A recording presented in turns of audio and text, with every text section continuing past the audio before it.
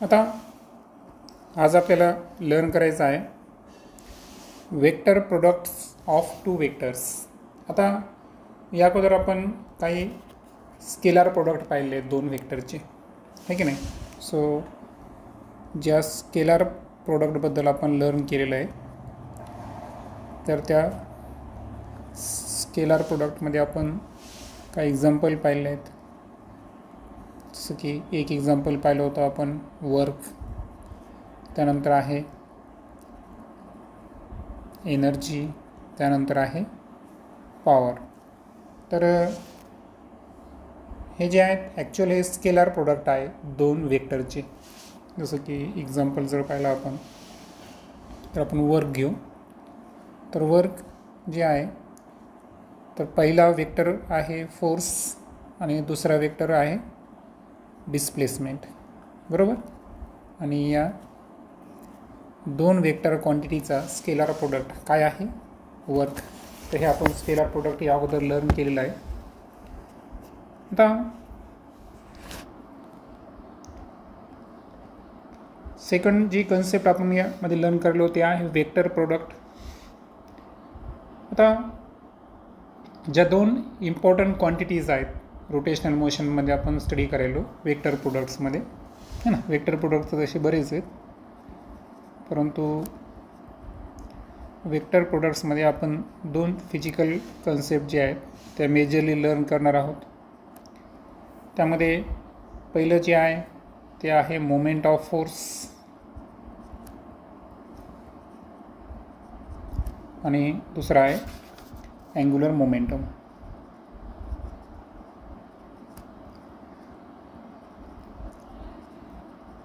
तर या दोन वेक्टर प्रोडक्ट आपण स्टडी करणार आहोत. आता डेफिनेशन आपल्याला वेक्टर प्रोडक्टची समजून घेताना आपण थोडंसं आकृतीकडे लक्ष देऊ. आता इथे जर पाहिलं आपण, तर आपल्या लक्षात येईल की इथं दोन वेक्टर होते. कोणते कोणते, ए आणि बी. आणि या दोन वेक्टरचा जो वेक्टर प्रोडक्ट आहे तो काय दिलेला आहे आपल्याला, सी दिलेला आहे. ओके. आता जसं की इथं एक स्क्रू दाखवलेला आहे आपल्याला, बरोबर आहे का. आणि स्क्रूचं जे आहे रोटेशन हे फ्रॉम ए टू बी होत आहे. आणि ए आणि बी मधला अँगल किती घेतला आपण, थीटा. सो ओव्हरऑल जर पाहिलं आपण, ठीक आहे, वाटलंच थोडंसं जी फिगर आहे थोडंसं अप्पर लेवलला घेऊ आपण. ओके. तर होतं काय की आपल्याला दोन वेक्टर ए आणि बी यांचा वेक्टर प्रोडक्ट पाहिला आपण सी, आणि तो अशा पद्धतीनं आहे की जर आपण मॅग्निट्यूड जर काढलं सीचं, okay. So magnitude of C, तर ते मॅग्निट्यूड काय असेल, C is equal to A B sine theta. Okay. So C is equal to काय आला, ए बी साइन थीटा. तर यामध्ये एक थोडंसं लक्षात ठेवायचं आहे की इथं मी जी ए आणि बी घेतले हे वेक्टर्स आहेत. आणि इथं जे ए आणि बी मी घ्यायलो, तर हे ॲक्च्युअल त्या वेक्टरचे काय आहेत, मॅग्निट्यूड्स आहेत. काय आहेत हे, मॅग्निट्यूड्स आहेत. कारण मॅग्निट्यूड असेल तेव्हाच आपण ट्रायग्नोमेट्री घेतो, करेक्ट. आणि सो दोन वेक्टरमधला अँगल थीटा आहे आणि ट्रायग्नोमेट्री कोणती ॲप्लिकेबल आहे, साइन थीटा. आता ओव्हरऑल जर पाहिलं आपण, तर आपल्या लक्षात येईल की हा जो वेक्टर प्रोडक्ट आहे सी, तर हा ॲक्च्युअल या प्लेनला कसा आहे, परपेंडिक्युलर आहे. ओके. सो वेक्टर प्रोडक्ट जो आहे it is a perpendicular to the plane. आणि परपेंडिक्युलर असताना की त्या प्लेनमध्ये आपण जर त्याचे दोन वेक्टर्स पाहिले, तर ए आणि बी, ओके, असे दोन वेक्टर त्याच्यामध्ये समावेश आहे. आता इथं आपल्याला ॲप्लिकेबल करायचा राईट हँडेड स्क्रू. ओके, आता आपण एक राईट स्क्रू लॉ तो शिकणारच आहोत. तर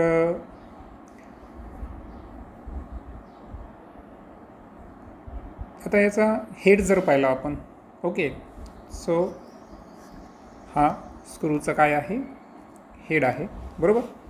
तर हा हेड आपण कुठे घेतला, ए बीच्या प्लेनमध्ये घेतला, बरोबर. सो हेड जो आहे it is in the plane of A B, आणि स्क्रू जो आहे तो प्लेनला कसा आहे, परपेंडिक्युलर आहे वरी सांगितल्याप्रमाणे. आता जेव्हा आपण हेडला काय करायलो या ठिकाणी, रोटेट करायलो, ओके, जसं की इथं रोटेशन तर दाखवलेलं आहे. तर हे रोटेशन कसं आहे, ए कडून बीकडे आहे. तर अशा वेळेस जे टीप आहे, okay, so tip of the जे स्क्रू आहे advances in the direction C, म्हणजे सीच्या डायरेक्शन ना, सीच्या डायरेक्शनमध्ये काय होणार, तो रोटेट होणार. आता ही जी ॲक्टिव्हिटी आपण इथं पाहिली, तर ती ॲक्टिव्हिटी आपल्याला सेकंड फिगरमध्ये पण पाहायला मिळेल. जसं की आपण जे फर्स्ट फिगर आहे त्यामध्ये आपण रूल पाहिला, राईट हँडेड स्क्रू, आणि यामध्ये आपल्याला काय करायचे होते की दोन व्हेक्टर्स आहेत हे ना, आणि यांचा जो प्रोडक्ट आहे गुणाकार, तर तो येतो वेक्टर प्रोडक्ट्स, आणि त्या वेक्टर प्रोडक्ट्सची डायरेक्शन डिफाईन आपण पहिल्या एक्झाम्पलहून केली. सेकंड जे फिगर तुम्हाला दिसत आहे, तर यामध्ये तुमच्या लक्षात आलं असेल की एक राईट हँड है ना मध्ये आपण काय केलेलं आहे की एक असं कन्सिडर करू. आता इथे एक लाईन दिसेल तुम्हाला की त्या लाईनच्या सराउंडिंगमध्ये काय झालेलं आहे बरं, जी फिंगर आहे ती गुंडाळलेली आहे की नाही, कर्ल्स केलेली आहे, आणि जो थंब आहे तो कसा ठेवला आहे, स्ट्रेच ठेवला आहे. ओके, सो फिंगर जी आहे कर्ल्स केलेली आहे राईट हँडची, आणि अशा याला की ही जी लाईन आहे या लाईनला फिंगर्स कसे येतील, परपेंडिक्युलर राहतील. इथं पण आपण ज्या प्लेनला ही लाईन परपेंडिक्युलर आहे, तर त्या प्लेन संदर्भात आपण दोन वेक्टर्स घेतले, कोणते कोणते, ए आणि बी. आता तुम्हाला माहीत आहे की ज्या फिंगर आपण कर्ल्स केलेल्या आहेत, तर त्या जर आपण ए टू बी या डायरेक्शनमध्ये काय केलं, मूव्ह केलं, बरोबर. तर जो स्ट्रेच्ड थंब आहे, तर हा ॲक्च्युअल कंटिन्युअसली फक्त त्याची पोझिशन बोल, पण ॲक्च्युअल तो काय दाखवणार, अप्पर डायरेक्शन दाखवणार, बरोबर. सो जो स्ट्रेच्ड थंब आहे तो कोणत्या डायरेक्शनमध्ये असेल, सीच्या डायरेक्शनमध्येच असणार, बरोबर. सो असे दोन इल्युस्ट्रेशन. सो सेकंड फिगरमध्ये आपण राईट हँड रूल इथं अभ्यासला, आणि यामध्ये आपण वेक्टर प्रोडक्टची सुद्धा इथं काय केली, डायरेक्शन डिफाईन केली. आता इथून पुढे आता यामध्ये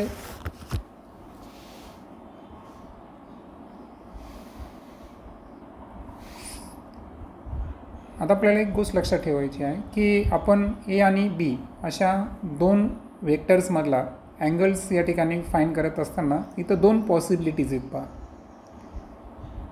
की पूर्ण रोटेशन हे किती आहे, 360 आहे. म्हणजे इथं जर आपण पॉसिबिलिटीज जर पाहिलं, अँगल पॉसिबिलिटीज, ठीक आहे. सो अँगल पॉसिबिलिटीज जर पाहिल्या तर एक आहे का, नाही. इथं अँगल पॉसिबिलिटीज किती आहेत, दोन आहेत. एक आहे अँगल थीटा, बरोबर, जर ए टू बी असेल, बरोबर, म्हणजे आपण कसं रन करतो याच्यावर डिपेंड आहे. आणि दुसरा अँगल किती असेल, 360 मायनस थीटा, असे दोन अँगल असणार, ठीक आहे. सो लक्षात घ्या की आपण जे दोन वेक्टर्स जे आहेत, तर इथं रोटेट करताना दोन पॉसिबिलिटीज आहेत. एक अँगल असेल करस्पॉन्ड टू थीटा, आणि दुसरा असेल 360 minus theta degree. Okay, so डिग्रीमध्ये घेऊ आपण. आता एक लक्षात ठेवायचं आहे की राईट हँड थंब रूलमध्ये मग असे दोन असेल तर रूल्सच्या संदर्भात जो नियम आपण 8वी NMSमध्ये पाहिला होता वॉच संदर्भात, वॉचमध्ये आपण काय केलं होतं की कोणताही अँगल आपल्याला 180च्या पेक्षा ग्रेटर नसायला पाहिजे, कारण जेव्हा समजा उदाहरणार्थ 1:30 वाजलं तर याच्या वेळेस 2 अँगल होतात ना, एक अँगल 180पेक्षा हायर असतो आणि एक 180पेक्षा लोअर असतो. मग ॲक्च्युअल कॅल्क्युलेट कोणतं करायचं? तर अशा वेळेस आपण तिथं रूल्स का वापरला होता की स्मॉलर अँगलला आपण प्रिफर करतो. तर इथंसुद्धा आपण काय करायचं आहे की जेव्हा आपल्याला हा रूल्स ॲप्लिकेबल करायचा आहे तर रोटेशन जे आहे हे आपल्याला स्मॉलर अँगलला घ्यायचं आहे. सो रोटेशनचा नियम लक्षात घ्या. सो जो रोटेशन अँगल राहील तर should be less than 180 degree. Okay. आणि सो दॅट्स वाय आपण इथं लक्षात ठेवायचं की थीटाची व्हॅल्यू काय येईल, तर ती व्हॅल्यू 180 डिग्रीपेक्षा काय पाहिजे आपल्याला, लेस पाहिजे. आता यामध्ये पुढे आपल्याला स्टडी करत असताना जे क्रॉस प्रोडक्ट्स आहेत वेक्टर प्रोडक्ट्सचे, ठीक आहे नाही, तर ते सुद्धा विचारात घ्यायचे आहेत. ओके. आणि आपल्याला माहीत आहे की क्रॉस प्रोडक्ट जे आहेत, ओके मी नाव लिहितो. सो क्रॉस प्रोडक्ट घ्यायचे आपल्याला वेक्टरचे. सो क्रॉस प्रोडक्ट जे आहे तर त्यासाठी आपण काय करतो की जे चिन्ह वापरतो तर ते कोणतं आहे, मल्टिप्लिकेशनसारखं, बरोबर. आता आपल्याला माहीत आहे की या अगोदर आपण स्केलार प्रोडक्टचा रूल पाहिलेला आहे, ते मी तुम्हाला आठवण करून देतो की जे स्केलार प्रोडक्ट आहे तर स्केलार प्रोडक्टचे आपण काही रूल्स पाहिले होते आणि त्यामध्ये एक रूल्स पाहिला होता की जे स्केलार प्रोडक्ट आहे दोन वेक्टरचे हे कॉम्युटेटिव्ह रूल्स फॉलो करतात. म्हणजे ए डॉट बी असेल तर बी डॉट एच्या काय असतं, इक्वल. याला आपण काय म्हणलो होतो, कॉम्युटेटिव्ह लॉ. सो स्केलार प्रोडक्ट जे आहेत ते कोणता लॉ फॉलो करतात, कॉम्युटेटिव्ह लॉ फॉलो करतात. तर मग आता प्रश्न असा आहे की वेक्टर प्रोडक्ट जे आहेत तर हे ते रूल्स फॉलो करतात का, तर आन्सर आहे नाही.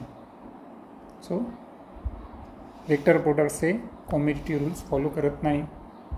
अँड दॅट्स वाय इथं आपल्याला लिहावं लागेल क्रॉस प्रोडक्टमध्ये की A into B is not equal to B into ए.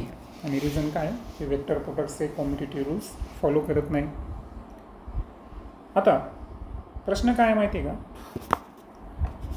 की इथं आपण मॅग्निट्यूड संदर्भात जर विचार केला, कशा संदर्भात विचार केला, मॅग्निट्यूड जर विचार केला तर दोन्हींचं मॅग्निट्यूड सारखंच आहे. जसं की आता आपण ए इंटू बी जर पाहिलं तर याचाही मॅग्निट्यूड जे असेल ते असेल ए बी साइन थीटा. आणि जर बी इंटू ए जर घेतला तर त्याचंही काय येईल, ए बी साइन थीटा. म्हणजे तुमचे ते क्लिअर झालं असेल की दोन्ही वेक्टर प्रोडक्टचं काय आहे, मॅग्निट्यूड सारखा आहे. बट प्रश्न डायरेक्शनचा असल्यामुळे तिथं कॉम्युटेटिव्ह रूल्स त्यांनी ॲप्लिकेबल केला नाही. दोन्हींचं वैशिष्ट्य आहे की हे जे त्यांचे स्केलार प्रोडक्ट्स आहेत, मॅग्निट्यूड व्हॅल्यू आहे, तर हे जे प्लेन ए बी आहे याला ते परपेंडिक्युलर आहे. मात्र प्रश्न आहे की जे राईट हँड स्क्रूचं रोटेशन व्हायलं तर हे मात्र थोडंसं वेगळं आहे. मग रोटेशन डिफरन्स कसा आहे, तर रोटेशन डिफरन्स कसा आहे की पहिल्या याच्यामध्ये काय व्हायलं की जेव्हा आपण ए क्रॉस बी गेलो तर अशा वेळेस जे राईट हँड स्क्रूचं रोटेशन आहे ते एकडून कोणाकडे आहे, बीकडे आहे. जेव्हा की बी इंटू एमध्ये, बी क्रॉस एमध्ये ते रोटेशन कसं आहे, बी टू ए आहे. म्हणजे याचा अर्थ दोन वेक्टर्स हे अपोजिट डायरेक्शनमध्ये आहे. ओके. सो दोन्ही वेक्टर कशा आहेत, अपोजिट डायरेक्शनमध्ये आहे. आणि that's why we can write A into B is equal to minus B into A. Okay. So आपल्याला असं लिहावं लागेल. मग आता ही गोष्ट समजून घेतल्यानंतर आणखीन एका इंटरेस्टिंग पॉईंटवर आपल्याला यायचं आहे आणि ते आहे इंटरेस्टिंग प्रॉपर्टी वेक्टर प्रोडक्टची की रिफ्लेक्शन अंतर्गत बिहेवियर आपल्याला स्टडी करायचं आहे. ओके, सो वेक्टर प्रोडक्टचं काय करलो आपण, काय स्टडी करायलो, बिहेवियर अंडर रिफ्लेक्शन. सो आता बिहेवियर अंडर रिफ्लेक्शन लर्न करत असताना आपल्याला काय करायचं आहे की मिरर इमेजेस घ्यायचे आहेत. ओके, सो जसं की मिरर इमेज घेताना आपण एक्स असेल तर काय घेणार मग आता, -x, वायच्या संदर्भात -y, आणि झेडची मिरर इमेज असेल तर त्याला काय घेणार आपण, -z. आता याच्यामुळं काय होतं की जे वेक्टर्स आहेत, ओके, तर वेक्टरचे सर्व कंपोनंट जे आहे तर त्याचं साईन या ठिकाणी चेंज होतं है ना रिफ्लेक्शनमध्ये. मग चेंज झाल्यामुळं जसं की आता वरचे आपण घेतले होते ए, तर एचं साईन काय चेंज होऊन जाईल, -a. बीचं रिफ्लेक्शन संदर्भात काय होऊन जाईल, -b. बट यांचा जर आपण क्रॉस प्रोडक्ट घेतला तर एक इंटरेस्टिंग गोष्ट इथे पहा की a इंटू बी जर घेतला आपण तर सांगा पहिल्याचं काय आहे, -a, दुसऱ्याचं काय आहे, -b है ना रिफ्लेक्शन नंतर, आणि त्यानंतर पुन्हा जर घेतलं आपण तर काय होईल बरं, a इंटू बी. म्हणजे याचा अर्थ काय झाला की a इंटू बी हे रिफ्लेक्शन अंतर चेंज होत नाही. हां, क्रॉस प्रोडक्ट जे आहे ते रिफ्लेक्शन अंतर चेंज होत नाही. आणि सो आपल्याला इथं रिझल्ट लिहिता येईल जे आपण बिहेवियर स्टडी केलं तर त्याचा रिझल्ट काय लिहिता येईल आपल्याला की ए क्रॉस बी जे आहे हे डज नॉट चेंज है ना, डज नॉट चेंज साईन. याच्यामध्ये साईन बदललं का, साईन बदललं नाही अंडर रिफ्लेक्शन. आता रिफ्लेक्शन नंतर साईन बदललं नाही ही प्रॉपर्टी पाहिली आपण. त्यानंतर आता पुन्हा पुढच्या पॉईंटवर येऊ आपण. पुढचा पॉईंट जे आपल्याला समजून घ्यायचा आहे की प्रोडक्ट स्केलार असो किंवा वेक्टर्स असो तर त्या दोघांमध्ये एक कॉमन आहे की ते डिस्ट्रीब्युटिव्ह लॉ जो आहे ते फॉलो करतात है ना with respect to addition. So आता आपल्याला त्यांचा वेक्टर प्रोडक्टचा काय समजून घ्यायचा आहे, distributive law. Competitive law follow केला का नाही, पण डिस्ट्रीब्युटिव्ह लॉ जो आहे हे दोन्ही फॉलो करतात. जसं की अगोदर मी स्केलारचं लिहितो, स्केलार संदर्भात काय लिहिणार मी, A dot B plus C जर असेल तर A dot B plus A dot C. आणि वेक्टर प्रोडक्ट संदर्भात जर आपण वेक्टरचं ॲडिशन केलं विथ रिस्पेक्ट टू डिस्ट्रीब्युटिव्ह लॉनुसार, so A cross B plus C is equal to A cross B plus A cross C. Okay, त्यानंतरची property आता आपल्याला शिकायचं आहे तर ते आहे पहा की आता आपण पाहिलं की सीला आपण कसं लिहिलं आहे सध्या, ए इंटू बी लिहिलं आहे बरोबर कॉम्पोनंट फॉर्ममध्ये. आता आपल्याला काही एलिमेंटरी क्रॉस प्रोडक्ट्स बघायचे आहेत पहा. सो आता आपण लर्न करणार एलिमेंटरी क्रॉस प्रोडक्ट्स. आता क्रॉस प्रोडक्ट्स एलिमेंटरी बघत असताना पहिला नियम लक्षात ठेवायचा आहे की जर आपण एला एनं मल्टिप्लाय केलं है ना क्रॉस प्रोडक्ट्स तर त्याचं उत्तर काय येतं 0.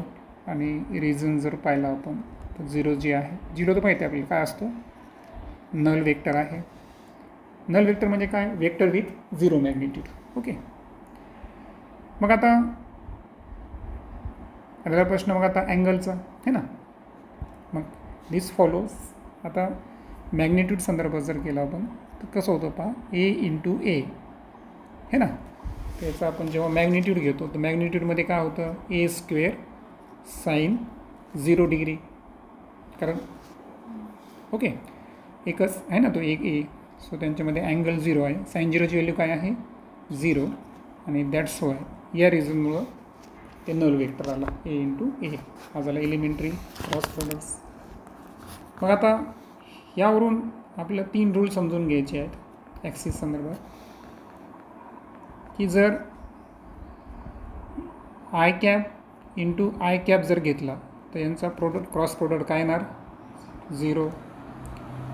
जे कॅप इंटू जे कॅप जर घेतला यांचाही काय येणार 0. आणि त्यानंतर के कॅप इंटू के कॅप जर घेतला तर इथे सुद्धा काय येणार 0च येणार.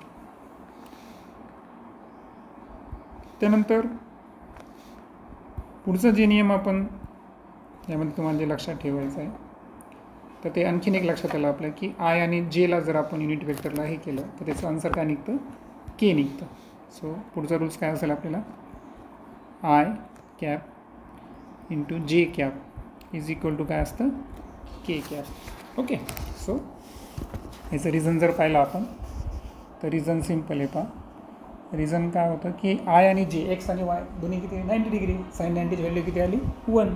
दॅट्स वाय अँगल 90 डिग्री आहे हा युनिट वेक्टर झाला. आणि युनिट वेक्टर आय जेला जे परपेंडिक्युलर असतो तो कोण असतो के, कारण तिने एकमेकाला काय म्युच्युअली परपेंडिक्युलर आहे. सो यावरून पुढचे रूल्स काय असतील आपले, J into K is equal to काय असेल आय. तिसरा rule K into I is equal to J. Okay. आता हे अभ्यासल्यानंतर इथं आणखीन एक गोष्ट आपल्याला अभ्यासायची आहे, की आता जसं की आता आपण बोललो होतो की हे जे कॉम्पिटिटिव्ह आहे ते फॉलो करत नाहीत. बरोबर आहे का? जसं स्केलर प्रोडक्टनं कॉम्पिटिटिव्ह फॉलो केलं होतं तसं वेक्टरनं केलं का नाही. म्हणजे इथं डायरेक्शन बदलले की साईन बदलला. बरोबर. सो पुढचं जे तुम्हाला लक्षात ठेवायचं आहे की जर मी इथं जे इंटू के घेतला, जे इंटू आय घेतला, समजा पहिला आय जे होता ना, आता मी काय घेतला जे इंटू आय घेतला तर याचं काय होऊन जाईल मायनस के. सेम पद्धतीनं के इंटू जर जे घेतला तर तो काय होईल मायनस आय. आणि आय इंटू के जर घेतला मी तर हा काय होऊन जाईल मायनस जी. ओके.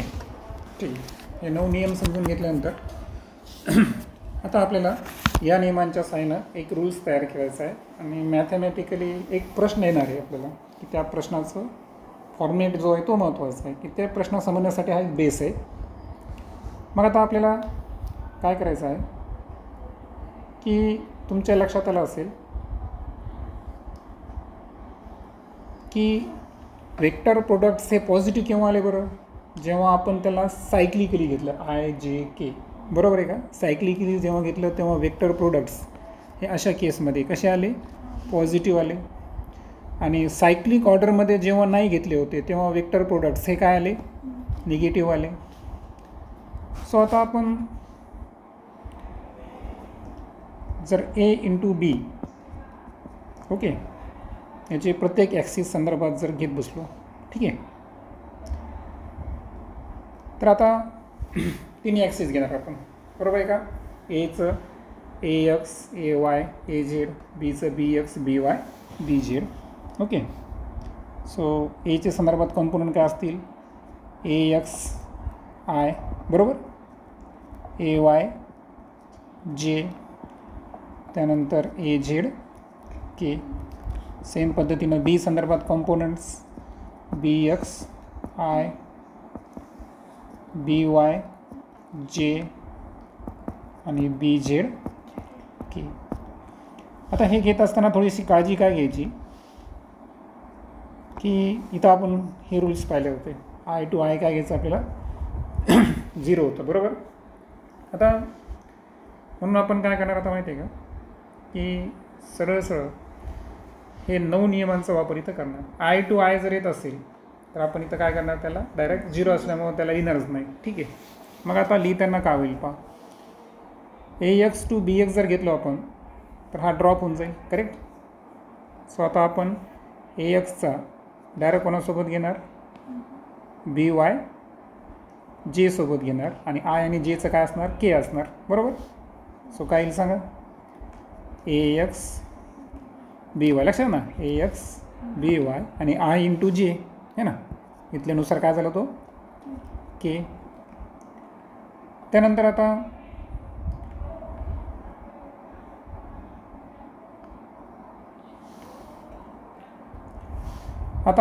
ए एक्सचा आता राहिला कोणासोबत बी जेडसोबत. आता I into K I into K जर असेल तर काय झाला तो निगेटिव्ह जे झाला है ना नॉन सायक्लिक आहे. सो इथं आपण डायरेक्ट मायनस घेऊ आलं लक्षात मायनस घेतलं ए एक्स बी जेड आणि आय आणि केचं काय घेतलं आपण मायनस जे. सो मायनस घेतलं मी ऑलरेडी. सो जे घेणार मी. त्यानंतर मायनस आता एक्सचा विषय संपला. आता कोणाला मल्टिप्लाय करणार आपण ए वायनं. सो ए वायनं जेव्हा बी एक्सला करायलो तेव्हा काय होईल जे टू आय चाललो मी जे टू आय घेतल्यावर काय आहे मायनस के म्हणून तर डायरेक्ट मी काय घेतलं मायनस आणि सो वाटल्यास कलर चेंज करू आपण okay. So A Y to B X है ना आलं ना J into I is equal to काय आला मायनस के. सो काय लिहिणार मी A Y B X into K. त्यानंतर प्लस आता जे टू जे विषयच नाही डायरेक्ट ए वायचं डायरेक्ट बी जेडसोबत करायचं. सो आता कसं आहे जे टू के आहे जे टू के काय आहे आय म्हणजे पॉझिटिव्ह आला. सो इथं मी प्लस घेणार काय आलं A Z B Z I correct ना. त्यानंतर आता कोणाचा विचार राहिला फक्त ए झेडचा करेक्ट. आता A Z K to I चाललो आपण. सो के टू आय काय आपल्याकडं पॉझिटिव्ह जे आहे करेक्ट. सो आपण इथं प्लस घेणार ए झेड बी एक्स है ना के इंटू आय काय आलं आपल्याकडे सॉरी के इंटू जे ना. सो के इंटू आय आलं ना के इंटू आय काय असेल आपल्याकडे जे असेल. शेवटी आता A Z to B Y यामध्ये के टू आय चाललो ओके के टू जे चाललो ना सॉरी के टू जे चाललो म्हणून इथं काय येणार मायनस आय हा लागू झाला बरोबर. सो काय होणार या ठिकाणी minus A Z B Y I correct. आता आपण काय करू आयवाले त्यानंतर जे आणि के यांना काय करू जवळ घेऊ चालतं कॉमन घेऊन. आता आयवाले कोण आहे आपल्याकडं हा एक आहे प्लसवाला हा एक आहे मायनसवाला बरोबर. प्लसवाला कोण होता सो अंडरलाईन केलेला आयचे आहेत तर एक प्लस आणि एक मायनस आहे. सो प्लसवाला अगोदर घेऊ. प्लसवाला काय आहे A Y B Z minus A Z B Y दोघांचा कॉमन कोण आला आय कॅप. त्यानंतर जेवाला बघू नंतरचा कोण आहे सुरुवातीचाच मायनस आहे बरोबर आहे का आणि नंतरचा जेवाला कसा आहे प्लस. तर प्लसवाला अगोदर घेऊ चालतं. प्लसवाला अगोदर घेतलं तर काय आलं ए झेड बी एक्स आणि मायनसवाला कोणता आहे ए एक्स बी झेड इंटू जे आणि प्लस राहिलं रिमेनिंग के. सुरुवातीला प्लस आहे नंतर मायनस आहे सुरुवातीला घ्यायला हरकत नाही. काही ए एक्स बी वाय मायनस ए वाय बी एक्स इंटू के. आणि यामध्ये कसं आहे की चार्ट आपल्याला बघायचा आहे की याचा सारांश. आता इथं लक्षात आलं ना कोणती किंमत कोणती घ्यायची. तर याचं मॅथमॅटिकली करताना आपल्याला माहिती आहे कोणकोणाला आपल्याकडे आता आय जे आणि के. तर आय संदर्भात कोण होतं ए एक्स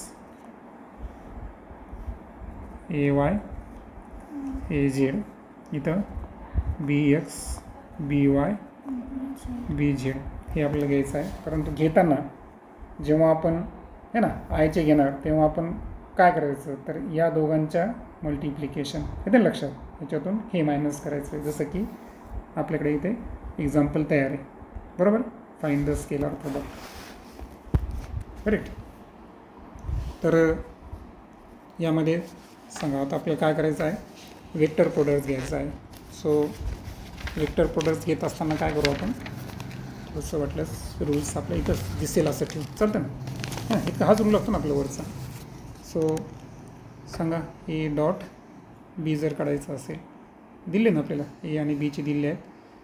सो काय सांगितलं त्यांनी, आय घेताना काय करायचं,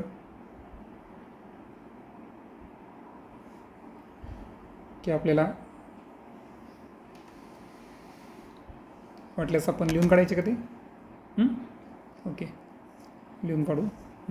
सांगा आय जे के किती किती आहे, 3 -4 5 आणि त्यानंतर -2 1 3. ओके, याच पद्धतीनं. सो रूल्सनुसार जर काय घ्यायचं आपल्याला, जे मांडणी अगोदर डायरेक्ट करू आपण, 3i - 4j + 5k ही एची व्हॅल्यू झाली. बरोबर आहे का. डॉट बीची व्हॅल्यू काय आहे, -2i + j + 3k. आता तर आता स्केलार प्रोडक्ट काढताना सरळ सरळ तुम्हाला माहिती आहे आपण काय करत असतो, की i to i, j to j, k to k. So 3 × -2 आहे ना, डायरेक्ट 3 × -2 किती झालं आपल्याकडे, -6. त्यानंतर 4 × -4 × 1 -4 आणि त्यानंतर 5 3 15. बरोबर. सो आन्सर जे असेल किती येईल आपलं, -25. तिथे एक लक्षात घ्या, NCERTनं इथं थोडंसं मायनस होतं आहे की नाही. सो आपण काय करू, इथं मायनस चालतं ना, NCERTनुसार चलू. ठीक आहे, मग इथं किती येणार, -3 येणार. ओके, ठीक आहे. आता राहिला प्रोडक्ट क्रॉस, हे झाले आपले स्केलर प्रोडक्ट. आता आपल्याला काय घ्यायचे आहे, वेक्टर प्रोडक्ट्स घ्यायचे. Okay. So scalar product find केला आपण. आता वेक्टर प्रोडक्ट्स फाइंड करत असताना आपला हा रूल्स. बरोबर. सो आता सरळ सरळ नियम माहिती आहे आपल्याला, है ना, इतके कॉम्प्लिकेशन बघायचं का नाही. -4 × -3 किती झाले, +12 है ना, -5 × i. त्यानंतर कोणा संदर्भात आता. सो आता प्लस जर घेतला आपण इथं तर जेचे सोडून द्यायचे. 3 × -3 किती झाले, -9. त्यानंतर 5 2 -10, मायनस मायनस काय झाले,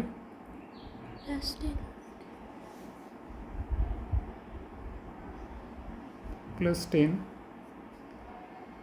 × j आणि के संदर्भात काय होईल. आता